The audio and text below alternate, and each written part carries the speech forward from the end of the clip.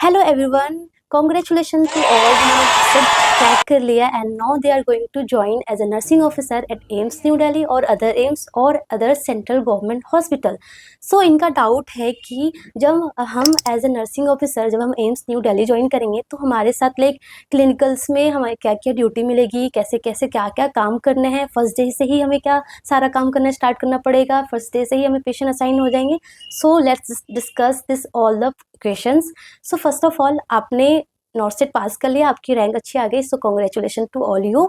सो आपने आपका पहले डॉक्यूमेंट वेरिफिकेशन होगा, उसके बाद आपका मेडिकल एग्जामिनेशन होगा, उसके बाद जो एडमिनिस्ट्रेशन है वो आपको आपका डिपार्टमेंट अलोकेट करेंगे. सो यहाँ पे आपको ये नहीं देखेंगे कि आपका एक्सपीरियंस कितना है. आपने लेट सपोज आपने पीडियाट्रिक्स से आपने एमएससी भी कर रखा है तो भी वो अपने अकॉर्डिंग ही आपको डिपार्टमेंट देंगे जहाँ पे वैकेंसीज होगी, जहाँ पे सीट खाली होगी. ठीक है, तो आपको डिपार्टमेंट मिल जाएगा. लेट सपोज आपको न्यूरो डिपार्टमेंट मिला, तो न्यूरो डिपार्टमेंट में क्या होगा कि बहुत सारे होते हैं, लाइक वार्ड्स होते हैं, आईसीयू होता है, ओटी होता है, एमआरआई रूम होते हैं, ऐसे बहुत सारे ओपीडीज होते हैं, तो ऐसे बहुत सारे सब डिवाइडेड होती है. ठीक है, तो आप जैसे कि आपको न्यूरो डिपार्टमेंट मिला तो आपको क्या है कि फर्स्ट ऑफ ऑल आपको ऐसा नहीं कि कहीं पे आपको फिक्स कर देंगे. फर्स्ट ऑफ ऑल आपको 15 डेज, 20 डेज, 30 डेज और 60 डेज वट एवर डेज आपको एज अ रिलीवर रखा जाएगा. एज अ रिलीवर का मतलब क्या है कि आपको आपकी जो ड्यूटी है वो स्ट्रेट होगी, मतलब 7:30 टू 3 PM या फिर 8 AM से 4 PM तक आपकी ड्यूटी होगी. नाइट ड्यूटी मोस्ट प्रोबेबली नहीं होती है अभी.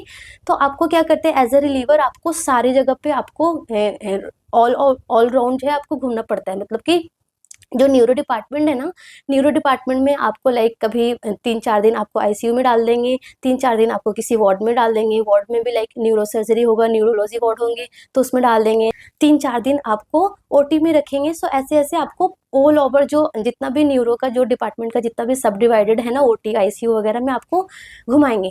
प्लस साथ में साथ आपकी ओरिएंटेशन क्लासेस भी चलती रहती है. ओरिएंटेशन क्लासेस में आपको हर चीज़ बताएंगे कि आपको डिफरेंट डिफरेंट जगह पे डिफरेंट डिफरेंट वार्ड में, आईसीयू में, एमआरआई रूम में आपकी क्या क्या रिस्पॉन्सिबिलिटी, आपकी क्या क्या रोल्स एंड रिस्पॉन्सिबिलिटी है.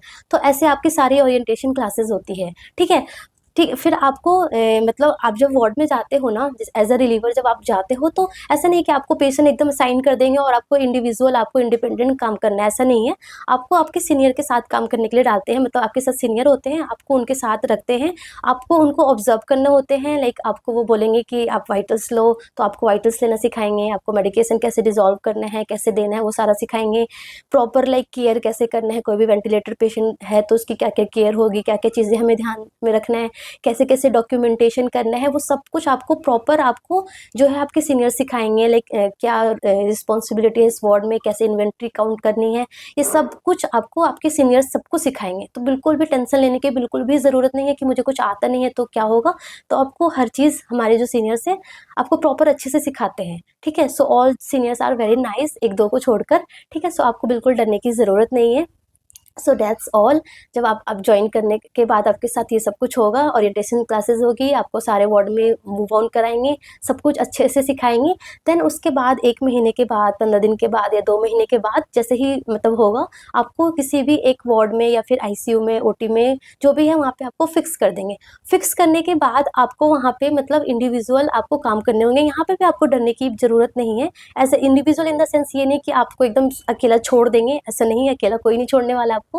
मतलब आपको इंडिविजुअल पेशेंट देंगे, आपको करना है सब कुछ. जो भी डाउट है ना, आपको अपने सीनियर से वो सारे डाउट्स पूछते रहना है. ठीक है, वो आपको सब कुछ बताएंगे, सारा गाइड करेंगे, कैसे मेडिकेशन डिसॉल्व करना है, कैसे देना है, कैसे वाइटल्स पूरा लेना है, क्या क्या करनी है, कैसे डॉक्यूमेंटेशन करना है. कुछ भी पेशेंट को अरेस्ट आ गया, कुछ भी लाइक ग्लास्कोकोमा स्केल जो होता है, जीसीएस डिप हो गया, क्या करना है, कैसे कोई टेस्ट अगर नहीं हुआ तो क्या करना है, कहाँ पे क्या करना है, वो सब कुछ आपको प्रॉपर गाइड करेंगे. ठीक है, सो ये सब कुछ होता है. तो ऐसा कुछ भी टेंशन लेने की बात नहीं है, आपको हर चीज़ सिखाई जाती है प्रॉपर. आपको ऐसे अकेला नहीं छोड़ा जाता, क्योंकि यहाँ पे हम ह्यूमन के साथ डील करते हैं, कोई मशीन के साथ थोड़ा डील कर रहे हैं. सो यहाँ पे हम ह्यूमन के साथ डील करते हैं. सो हमें बहुत कॉन्शियस रहना होता है कि कुछ भी उनको होना नहीं है, हमारी वजह से किसी का नुकसान नहीं होना, ये हमारा बस ध्यान रखना होता है. तो अगर हमें नहीं भी आता है ना तो हम पूछ सकते हैं. लेट सपोज कोई सीनियर ऐसे है जो बताना नहीं चाहते, जो थोड़े से ऐसे रूड टाइप के, फिर भी आप पूछो, कोई फर्क नहीं पड़ता. डांटे तो डांटे भाड़ में जाए, आपको पूछ के ही करना है सब कुछ. बस आपको बस ये ध्यान रखना है कि आपकी वजह से आपके पेशेंट का नुकसान नहीं होना है. That's that's all. आपको ध्यान रखना है, फिर कुछ भी दिक्कत नहीं होने वाली है। आप भले ही 2 बार 3 बार 4 बार किसी सीनियर से पूछोगे ना, वो इरिटेट तो हो जाएंगे, बट स्टिल कोई कोई कोई बात नहीं, एट द एंड उनको कुछ फ़र्क नहीं पड़ता है।